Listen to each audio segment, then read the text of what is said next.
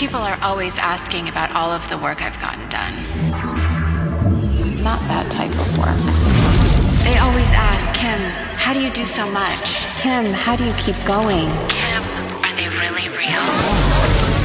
Honestly, my energy is just different.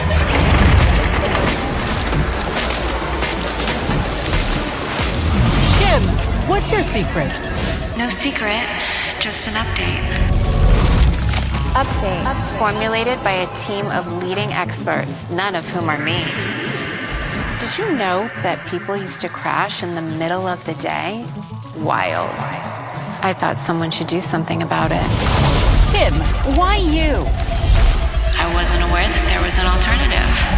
Kim, why now? Caffeine just wasn't working, and working is my thing.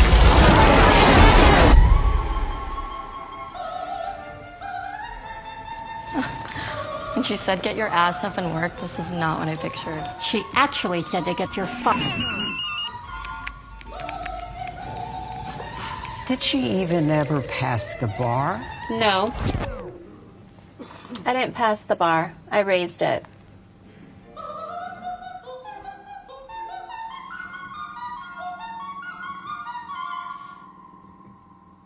Many movie stars have a platform, but how many are using it to change the world?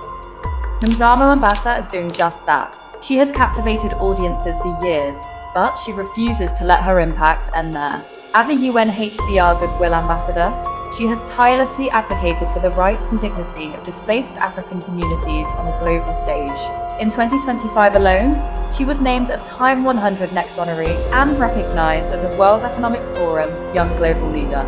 Nomzamo doesn't use her platform to talk about change, she uses it to make it happen.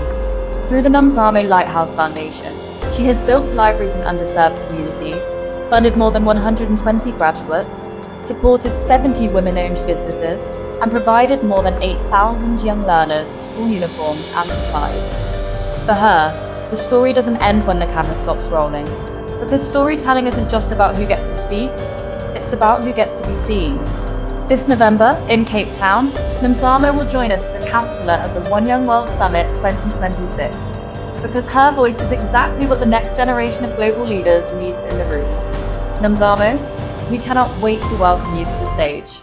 Earlier, I promised to show you the one revenue stream that investors pay a 10x premium for. This is it, the ownership loop. Most creators are stuck at tier 3, relying on just AdSense and brand deal. That's the hamster wheel money. Investors want predictability. Look at Mr. Beast and Feastables. He sells something that runs out, he turns viewers into weekly grocery shoppers. How about infrastructure building with Mark Rober? He isn't selling a toy, he's selling a 10-year relationship with a student with his Crunch Labs subscription boxes. The Holy Grail is a technical app. You build the software once and you sell it 1 million or 10 million times. No shipping, no manufacturing limits, just pure scalable equity that solves a problem for your audience while you sleep. Here's your directive. Stop looking at your channel as a video library and start looking at it as a distribution hub for a solution. Ask yourself, what is the reoccurring friction in my viewers' lives I can solve with a product? Is it a consumable they need to refill, or the ultimate move, is it a technical tool that they can't run their lives without? For instance, one of my biggest clients, Jenny Hoyas, is thinking about creating a hair product for her curls because she has to spend over an hour every day styling her hair. And so what is that product that can shorten her styling time in half? Just yesterday, I was in 2 high-stakes meetings with leaders of 2 major private equity funds. They manage billions of dollars with a B, and they told me, Tyler, we have billions of dollars ready to deploy. The biggest money in the world is hunting for creators to buy, but they can't find any inventory. They see views, but no infrastructure. They are desperate to invest in the world builders, but the market is full of tenants. This is literally what I'm doing every single day for creators who have decided that they want off this hamster wheel. Over a year into the business, it's like being a founder is just lessons in rejection, getting rejected all the time, and then like stacking those on top of each other to learn how to move the business forward. Rejection when a customer doesn't like something, new feature that you've pushed, and okay, adapting that.